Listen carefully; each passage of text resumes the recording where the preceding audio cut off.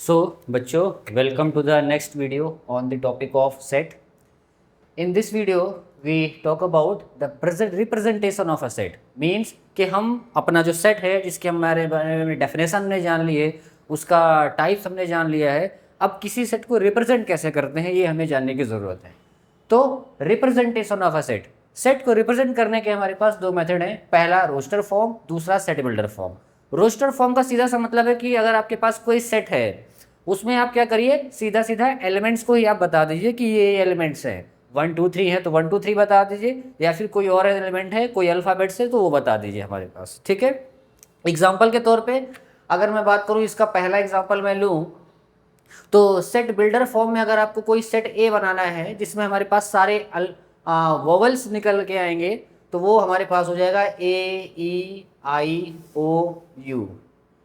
ठीक है, अब इसी हमारे पास जो सेट आया है रोस्टर फॉर्म में, इसी को अगर मुझे सेट बिल्डर फॉर्म में लिखना पड़ेगा तो मुझे इसी चीज़ को मैं इस तरह से लिखूंगा कि हमारा यही सेट इस तरह से हो जाएगा, that is x is such that x is a vowel in all alphabets.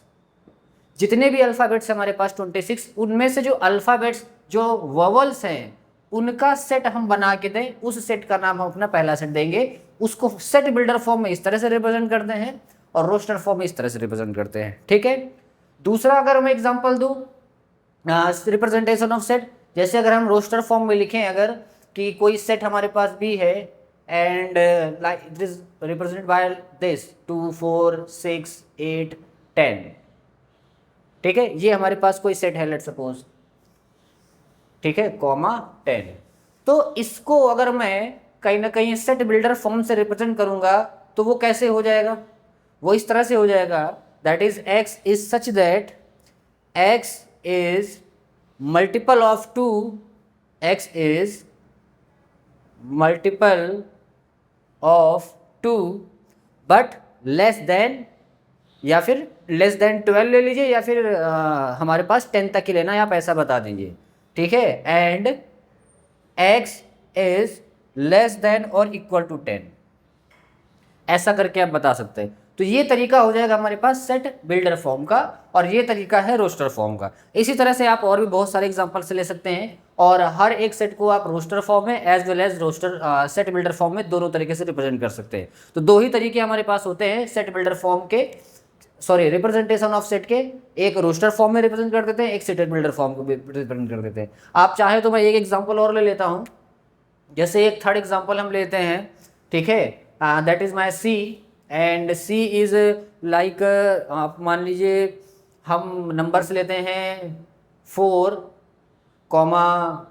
16, 64 like this. तो ये किस तरीके से है, ये 4 की पावर स्क्वायर क्यूब ऐसा करते चला गया मैं। ठीक है, तो इसको अगर मैं रिप्रेजेंट करूंगा bye using set builder form, इस सेट को जो केवल 64 तक ही है, ये ध्यान रहे, या फिर आप इन्फिनिटी तक भी चला सकते हैं। ठीक है, इन्फिनिटी तक भी चला सकते हैं। तो ये एक प्रकार से एग्जांपल हो गया इनफाइनाइट सेट का। ठीक है, ये वाला हमारा फाइनाइट सेट है, ये भी हमारा फाइनाइट सेट हो गया, ये एक एग्जांपल हो गया इनफाइनाइट सेट का जो प्रीवियस क्लास में हम लोगों ने डिस्कस किया था। तो तीसरे को अगर मुझे रिप्रेजेंट करना होगा सी को by using set builder form, तो हम कैसे करेंगे, तब आप ऐसे करिए, x is such that x is a natural number